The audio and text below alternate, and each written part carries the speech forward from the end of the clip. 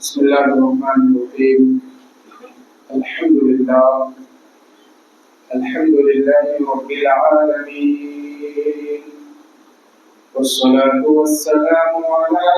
سيد الأنبياء والمرسلين وعلى آله الطيبين الطاهرين ومن اتبعهم أجمعين. أما بعد، أعوذ بالله من الشيطان الرجيم. بسم الله الرحمن الرحيم.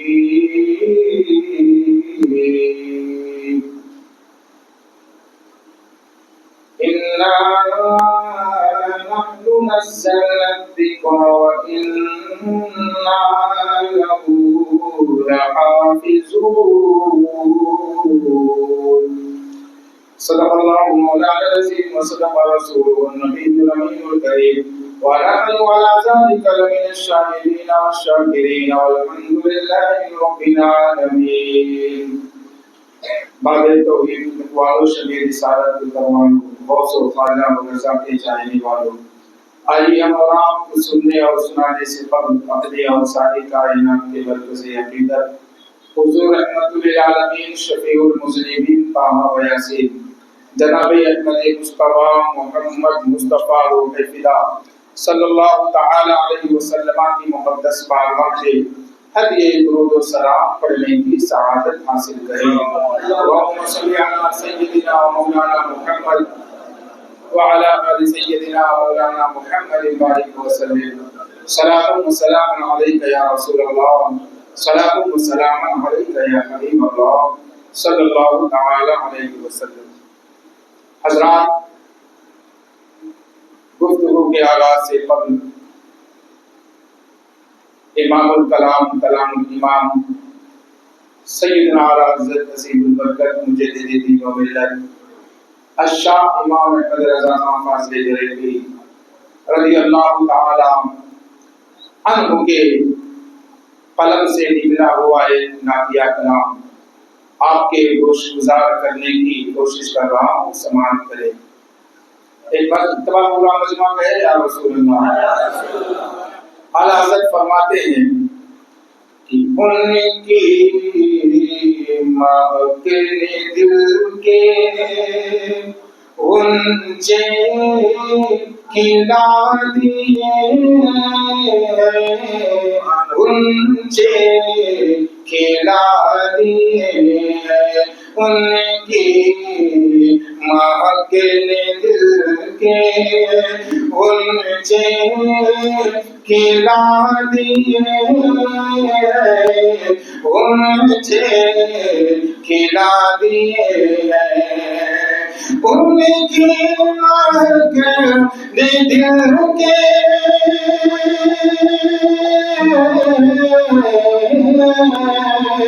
غنچے کھلا دیے، غنچے کھلا دیے، جس راہ پر چل دیے ہیں کوچے بسا دیے، کوچے بسا دیے، جس راہ چل دیے ہیں کوچے بسا دیے، کوچے بسا دیے ہیں۔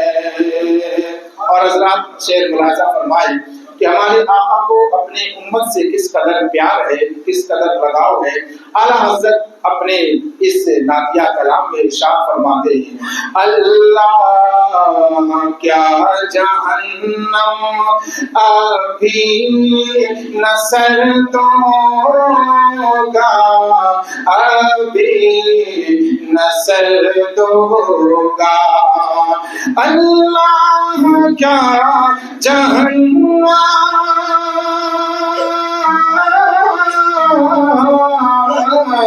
ابھی نہ سرد ہوگا، ابھی نہ سرد ہوگا، رو رو کہ مصطفیٰ نے دریا بہا دیے، دریا بہا دیے ہیں، رو رو کہ مصطفیٰ نے دریا بہا دیے ہیں، دریا بہا دیے ہیں، ان کی مہک نے دل کے غنچے کھلا دیے ہیں، غنچے کھلا دیے ہیں، ایک دل ہمارا کیا ہے آزاد اس کا کتنا، آزاد اس کا کتنا، ایک دل ہمارا کیا ہے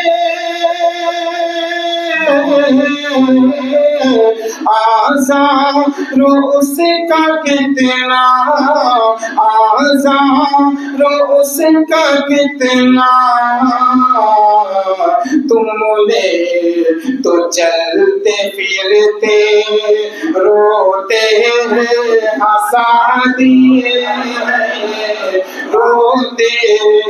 ہنسا دیے ہیں، تم نے تو چلتے پھرتے روتے ہنسا دیے ہیں، مردے جلا دیے ہیں، ان کی مہک نے دل کے غنچے کھلا دیے، غنچے کھلا دیے۔ درود شریف پڑھیں اللہم صلی علی سیدنا مولانا محمد وعلی آل سیدنا مولانا محمد مبارک وسلم۔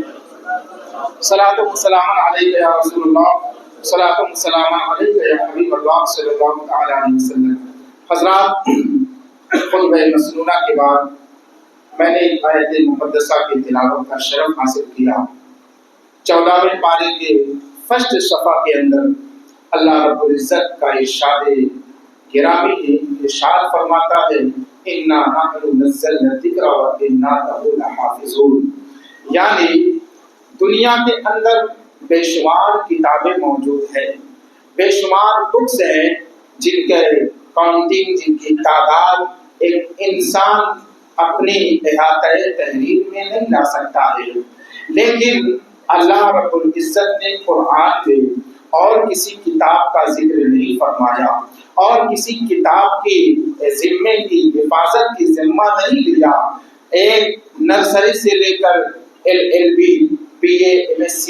اور نہ جانے کون کون سی ڈگریاں ایک اسٹوڈنٹ حاصل کرتا ہے، اس میں کس طرح کی کتابیں ہوتی ہیں، جغرافی بھی ہے، اس میں ہسٹری بھی ہے، اس میں بھگول بھی ہے، اور اس میں آرٹ بھی ہے، نہ جانے کتنی قسم کی انواع و اقسام کی کتابیں ہیں، لیکن رب نے اپنے قرآن میں اس کا تذکرہ نہیں کیا ہے، بلکہ اللہ ارشاد فرماتا ہے ایک کتاب ایسی ہے جو دنیاوی کتاب نہیں ہے، ایک کلام ایسا ہے جو دنیا کا کلام نہیں ہے، بلکہ وہ کلام کسی انسانی زبان سے نکلنے والا نہیں، بلکہ وہ کلام کلام رحمان ہے، وہ کلام کلام الہی ہے۔ اس کا ذمہ اللہ رب العزت نے اپنے قرآن مقدسہ میں لیا، فرماتا ہے اِنَّا نَحْنُ نَزَّلْنَا الذِّكْرَ وَإِنَّا لَهُ لَحَافِظُونَ، بے شک ہم نے ہی اس قرآن کو نازل کیا ہے، اور دنیا کی کوئی سپر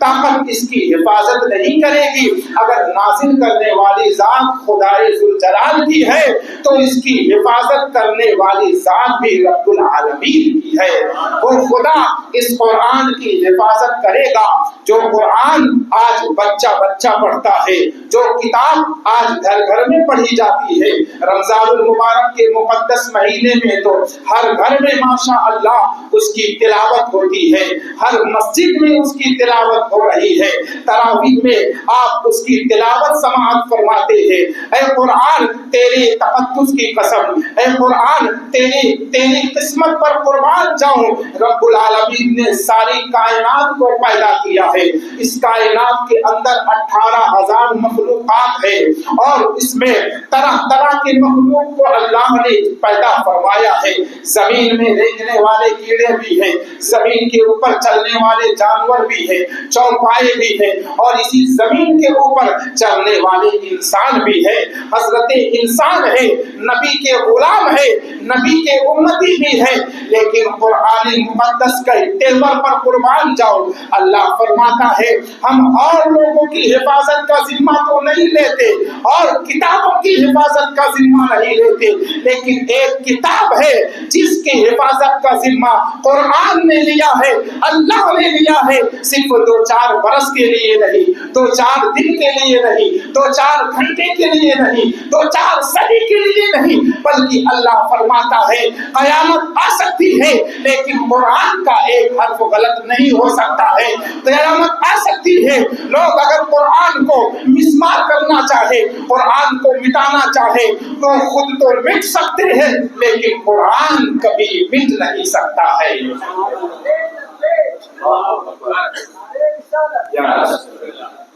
حضرات محترم، رسول پاک صلی اللہ تعالی علیہ وسلم کے اوپر نازل ہونے والی کتاب، اسی کا نام قرآن مقدس ہے، اسی کا نام قرآن کریم ہے، اسی کا نام قرآن مجید ہے۔ اسی کے اور اس کے اندر ایک سورہ جس کو سورہ فاتحہ کہا جاتا ہے، جس کو سورہ فاتحہ کے نام سے موسوم کیا جاتا ہے۔ آج کچھ لوگ فاتحہ کے نام سے بھی حسد رکھتے ہیں، فاتحہ کے نام سے بھی جلتے ہیں۔ فاتحہ یہ کیا چیز ہے؟ فاتحہ پر تعلق تشریح کرتے ہیں لیکن اسے معلوم نہیں قرآن کی جو سب سے پہلی سورت تھی اسی کا نام فاتحہ ہے، اسی کا نام سورہ فاتحہ ہے، اور فاتحہ کے اندر بھی یہی چاروں کل پڑھتے ہیں۔ سورہ فاتحہ کی بھی تلاوت ہوتی ہے۔ جناب آپ جاؤ گے کہاں؟ فاتحہ سے ہٹ کر ایک سنی نہیں جا سکتا ہے، فاتحہ سے منہ موڑ کر نہیں جا سکتا ہے۔ فاتحہ میں جینا بھی ہے، فاتحہ میں مرنا بھی ہے، اور قرآن جب کھولیں گے تو سب سے پہلے وہی فاتحہ والی سورت کو بھی پڑھنا ہے۔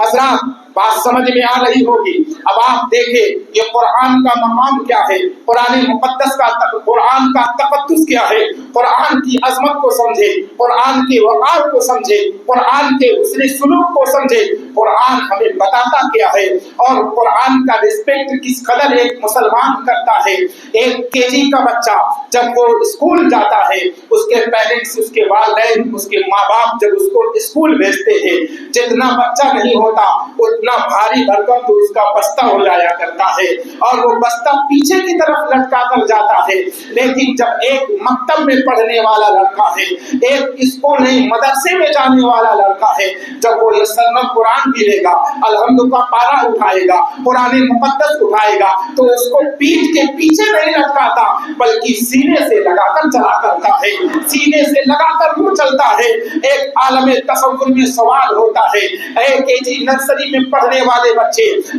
اور جب تم 2, 3, 4, 5 کلاس میں پڑھنے والے بچے اپنے بستے کو پیچھے لٹکا کر کیوں چلتے ہو، اور اے مدرسہ میں جانے والے بچے تم اپنی کتاب کو سینے سے لگا کر کیوں چلتے ہو؟ تو عالم تصور میں گویا کی جواب ملے گا، اور نرسری میں پڑھنے والا بچہ کہے گا ہم پیچھے اس لیے لٹکا کر چلتے ہیں، ہمیں دنیا حاصل کرنی ہے، ہمیں دنیا میں مقام حاصل کرنا ہے۔ لیکن جو سینے سے قرآن مقدس کو لگا کر چلتا ہے وہ کہے گا ہمیں دنیا بھی حاصل کرنی ہے اور رب کی رضا بھی حاصل کرنی ہے، دنیا بھی حاصل کرنی ہے اور رب کی رضا بھی حاصل کرنی ہے۔ گفتگو اچھی نہیں ہو رہی کیا؟ قرآن کے بارے میں بتا رہے ہیں، قرآن مقدس کی عظمت کو سمجھے۔ میں نہیں کہوں گا آپ مجھ سے آ کے ہاتھ ملائیں، بلکہ آپ بیٹھے رہیں اور غور سے سنیں، اس لیے کہ تقریر غور سے سننی چاہیے، اور جس کو سمجھ میں آئے وہ داد و تحسین سے نواز بھی سکتا ہے۔ یہ ہمارے بزرگوں کا طریقہ ہے، بزرگوں کا اور سنت طریقہ چلا آتا ہے۔ اور ایک شاعر نے کہا ہے قول محمد قول خدا، فرمان نہ بدلا جائے گا، بدلے گا زمانہ لاکھ مگر قرآن نہ بدلا جائے گا، بدلے گا زمانہ لاکھ مگر قرآن نہ بدلا جائے گا۔ ایک چیز اور سماعت کرے حضرات، اتنی کتابیں دنیا میں آئی ہیں، لیکن ان کتابوں کے چھونے نہ چھونے کا ذکر کسی اور شریعت میں نہیں آیا، نہ شریعت اسلامیہ میں آیا کہ اس کو کس طرح چھوا جائے، پاکی میں چھوا جائے کہ ناپاکی میں چھوا جائے، باوضو چھوا جائے یا بغیر وضو چھوا جائے۔ آپ ایک انٹر میں پڑھنے والا اسٹوڈنٹ اتنی موٹی کتاب لے کر چلتا ہے، لیکن وہ پاک ہے کہ ناپاک تب بھی اس کو چھوتا ہے، وضو والا ہے کہ بے وضو ہے تب بھی اس کو چھو کر پڑھتا ہے۔ ایک کلرک اور ماسٹر پروفیسر بھی اس کو بے وضو چھو کر بچوں کو، اسٹوڈنٹس کو تعلیم دیتے ہیں، اسٹڈیز کراتے ہیں۔ لیکن آئیے قرآن کے تقدس پر قربان جائیے، قرآن تیری شان کو سلام ہے، قرآن تیرے تقدس کو سلام ہے، قرآن تیری عظمت کو سلام ہے۔ قرآن کے بارے میں کسی دنیا دار نے فتویٰ نہیں دیا، بلکہ پروردگار فتویٰ دے رہا ہے۔ جب قرآن پڑھنا چاہو تو بے وضو نہ ہو، بلکہ قرآن اگر کوئی چھوئے گا تو وہ ناپاک شخص نہیں چھو سکتا، بلکہ پاک شخص چھوئے گا۔ قرآن کہتا ہے لا یمسہ الا المطہرون، اس قرآن کو جو چھوئے گا وہ ناپاک نہیں بلکہ پاک شخص ہی اس کو ہاتھ لگائے گا۔ یعنی جو پاک ہوگا وہی اس کو ہاتھ لگا سکتا ہے، وہی اس کو چھو سکتا ہے۔ آپ نے حضرت عمر کا وہ واقعہ بھی سنا ہوگا، جب تک آپ اسلام نہیں لائے تھے، کسی نے بتایا آپ کہاں جا رہے ہو، کہا کہ میں نبی کا سر قلم کرنے جا رہا ہوں، اس لیے کہ وہ اسلام کی دعوت دیتے ہیں، ایک خدا کی دعوت دیتے ہیں۔ تو انہوں نے کسی نے ان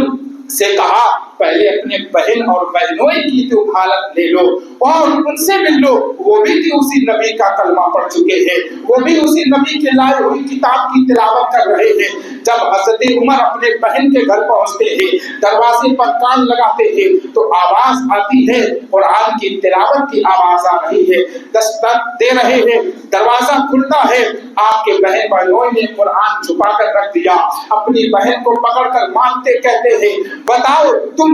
کون سی کتاب کی تلاوت کر رہی تھی، کس کتاب کو تم پڑھ رہی تھی؟ تو آپ کی بہن نے کہا بھائی تو رشتے میں میرا بھائی ہوگا، میرے باپ کی اولاد تو بھی ہے میں بھی ہوں، خون ہمارا تمہارا ایک ہے، لیکن ہم اس کتاب کو پڑھ رہے تھے جس کتاب کو ناپاک لوگ نہیں چھوا کرتے ہیں، جس کتاب کو پاک لوگ ہاتھ لگاتے ہیں۔ جاؤ پہلے غسل کرو۔ حضرت عمر نے غسل کیا ہے، اب اس قرآن مقدس کی تلاوت کرنا چاہ رہے ہیں، سورہ طٰہٰ کو پڑھا ہے، اور جب آپ پہنچتے ہیں الرحمن علی العرش استویٰ، اور یہاں پر پہنچتے ہیں انہ انا اللہ لا الہ الا انا فاعبدنی، یعنی میں اللہ ہوں اور ایک اللہ کی عبادت کرو۔ جب قرآن یہ کہتا ہے، حضرت عمر کے جو دل میں دشمنی رسول چھائی تھی، اسلام کی دشمنی چھائی تھی، وہ محبت میں تبدیل ہو گئی، وہ محبت میں تبدیل ہو گئی، اور کہا جس نبی کا کلمہ تم پڑھ رہے تھے اب دیر مت کرو، عمر کو بھی اسی نبی کا کلمہ پڑھا دو، اور عمر بھی دامن اسلام سے جڑنا چاہتا ہے۔ حضرات یہ قرآن مقدس ہے جو آج رمضان المبارک میں ہر مسجد میں اس کی تراویح کی شکل میں پڑھائی جا رہی ہے، اس قرآن کی تلاوت کی جا رہی ہے۔ آپ سوشل میڈیا کا مطالعہ کریں، آپ سارے ہندوستان کا مشاہدہ کریں، بعض شہر ایسے ہیں جہاں پر مساجد میں قرآن کی تلاوت کی جاتی ہے، تراویح میں رمضان المبارک میں جب قرآن پڑھا جاتا ہے، ختم والے دن کچھ لوگوں کا حوصلہ ایسا ہوتا ہے کہ اپنے حافظ صاحب کو جو قرآن کا جو تراویح کی شکل میں 30 پارے قرآن کے مکمل کیا ہے، کوئی ان کو گاڑی کی شکل میں تحفہ دے رہا ہے، کوئی ان کو 4 ویلر گفٹ کر رہا ہے، یہ قرآن سے محبت کی نشانی ہوا کرتی ہے۔ قرآن اور صاحب قرآن سے محبت کی نشانی ہے کہ لوگ اپنی محبت کا اظہار کچھ اس طرح کرتے ہیں، اپنی محبت کا اظہار کچھ اس طرح کرتے ہیں۔ حضرات محترم، ہمیں قرآن بھی پڑھنا ہے اور صاحب قرآن سے بھی محبت کرنی ہے اور قرآن پڑھنے پڑھانے والوں سے بھی محبت کرنا ہے۔ اس لیے کہ اگر کوئی شخص سوچے کہ قرآن پڑھنا یہ گاجر مولی کا کھیل ہے، ایسا نہیں ہو سکتا۔ مصلی پر کھڑے ہونے میں بڑی قوت لگتی ہے، بڑی طاقت لگتی ہے، بڑی ہمت اور جگر کا کام ہوتا ہے۔ ان حافظ قرآن سے پوچھو جو تراویح میں قرآن سناتے ہیں، اگر آپ سے کہا جائے ذرا سا کھڑے ہو کر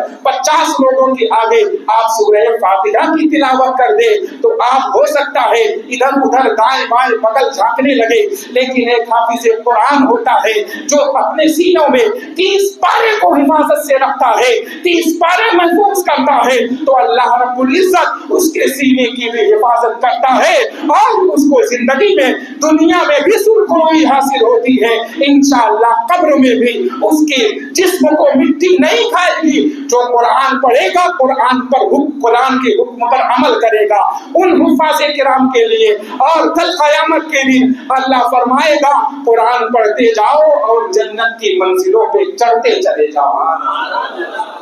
رفیقان محترم، ہمیں قرآن مجید سے محبت کرنی ہے، قرآن مجید کو پڑھنا ہے، اس لیے کہ قرآن کا پڑھنا بھی ثواب ہے، قرآن کا دیکھنا بھی ثواب ہے، قرآن کا سننا بھی ثواب ہے۔ قرآن الف لام میم، یہ جو سورہ بقرہ کی پہلی حروف مقطعات ہے، اس میں 3 حرف ہے، الف الگ ہے، لام الگ ہے، میم الگ ہے۔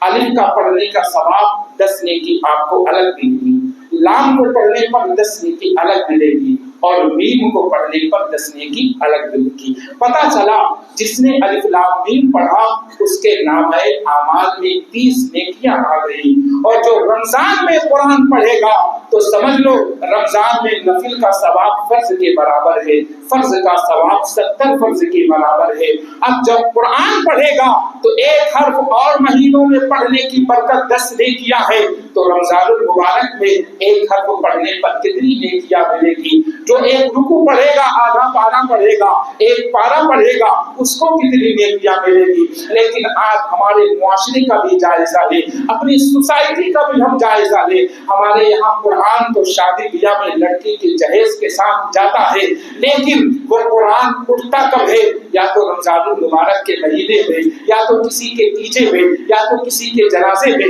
کسی کے 40ویں میں، تبھی قرآن اٹھایا جاتا ہے، ورنہ قرآن ٹاکوں کی زینت بنا کر رکھا جاتا ہے۔ اے میرے مسلمانوں، میرے بزرگوں، دوستوں، قرآن ٹاکوں کی بنا کر زینت رکھنے والی چیز نہیں، بلکہ قرآن وہ ہے جس کو صبح بھی پڑھا جاتا ہے، شام بھی پڑھا جاتا ہے، اور جب قرآن پڑھو گے تو انشاءاللہ تمہارے اندر طاقت بھی آئے گی، تمہارے اندر روحانیت بھی پیدا ہوگی، اور قرآن پڑھنے کی برکت سے اللہ تبارک و تعالی تمہارے گناہوں کو بھی پاک کرے گا اور تمہارے نامہ اعمال میں نیکیوں کا اضافہ عطا فرمائے گا۔ حضرات، جب کسی کی نزا کا وقت قریب آتا ہے، حافظ صاحب کو، مؤذن صاحب کو، امام صاحب کو بلا کر یاسین شریف پڑھ دیجیے یا کوئی اور سورت پڑھ دیجیے، دم نہیں نکل رہا، نزا کا وقت ہے۔ اب آپ بتائیں کیا گھر والے یا نبی کا کلمہ آپ نے اس لیے پڑھا ہے؟ صرف آپ نے نبی کا کلمہ پڑھا اور مسلمان بھی اس دنیا کے اندر پائے جاتے ہیں، اس نے بھی نبی کا کلمہ پڑھا، تو ہونا تو یہ چاہیے جب آپ کے والد کے نزا کا وقت قریب ہو، آپ کی والدہ کے نزا کا وقت قریب ہو، تو کسی کو بلاؤ یا نہ بلاؤ، آپ اتنا قرآن پڑھنا خود سیکھیں کہ آپ اپنے والدہ کے نزا کے وقت میں سورہ یاسین خود تلاوت کر سکے، آپ خود قرآن کی تلاوت کریں اور خود بھی نیکی کمائے اور دوسروں کو بھی نیکی کمانے کا موقع دے۔ حضرات، آپ دوسروں کو بلائے، حافظ قاری کو بلائے، لیکن ساتھ میں آپ بھی اس کی تلاوت کریں، اس لیے کہ جب ایسے عالم میں خود کا بچہ پڑھتا ہے، خود کی اولاد تلاوت کرتی ہے، تو سمجھ لو پھر اللہ رب العزت کی رحمتیں بھی اترا کرتی ہے اور پھر ایک سوسائٹی اور معاشرہ بھی ہمارا تشکیل پاتا ہوا نظر آتا ہے۔ حضرات محترم، گفتگو ہو رہی ہے قرآن مقدس کی عظمت پر، قرآن مقدس کی تلاوت پر۔ قرآن مقدس ہے کیا؟ یہ قرآن جس کا نہ کل کوئی جواب تھا نہ صبح قیامت تک کوئی جواب ہو سکتا ہے۔ کاغذ ایک ہے، کسی کاغذ پر ہسٹری لکھی ہے، کسی کاغذ پر آپ جغرافی پائیں گے، کسی کاغذ پر میتھمیٹکس پائیں گے، کسی کاغذ پر بھگول پائیں گے، لیکن ایک کاغذ وہ ہے جس میں رب کا کلام بھی لکھا ہوا کرتا ہے۔ جس کاغذ پر رب کا کلام ہوتا ہے، آپ نرسری سے پڑھنے والا، انٹر اور ایم اے بی اے تک پڑھنے والا، اس کی کتابوں کا کوئی پتہ نہیں کہ وہ کتاب کہاں چلی گئی، کس مارکیٹ میں بک گئی۔ ایک کباڑ والے کو بیچنے کے بعد کباڑ والا دکان والے کو بیچتا ہے، جس میں پکوڑی جلیبی سموسہ دے کر لوگوں کی نظر کیا جاتا ہے، پھر وہی کاغذ نالی کی زینت بنتا ہے۔ لیکن جس کاغذ پر قرآن کی آیت لکھی ہوتی ہے، جس کی کاغذ پر قرآن لکھا ہوا ہوتا ہے، وہ قرآن اگر بچہ پہلے مکتب میں جاتا ہے تب بھی وہ یہ سنت قرآن گھر میں محفوظ ہوتی ہے۔ اگر الحمد پڑھتا ہے وہ الحمد کا پارا بھی محفوظ ہوتا ہے، الف لام میم پڑھتا ہے الف لام میم کا پارا بھی محفوظ ہے، یہاں تک کہ پورا قرآن پڑھ کر حافظ قرآن بنتا ہے، اس کے بعد وہ قاری قرآن بنتا ہے، اس کے بعد اگر وہ عالم بن جاتا ہے۔ لیکن پھر بھی اگر پوچھو تم نے کس کتاب سے قرآن حفظ کیا تھا، تو وہ قرآن کسی مارکیٹ میں نہیں جائے گا، بلکہ وہ قرآن اسی کے گھر میں محفوظ رکھا ہوا نظر آئے گا۔ یہ قرآن کا کلام ہے، قرآن مقدس کی عظمت ہے۔ اللہ تبارک و تعالی ہم سبھی کو اس سے محبت کرنے کی توفیق بارفی عطا فرمائے اور اس قرآن کو زیادہ سے زیادہ سننے کی، سنانے کی، تلاوت کرنے کی توفیق عطا فرمائے۔ حضرات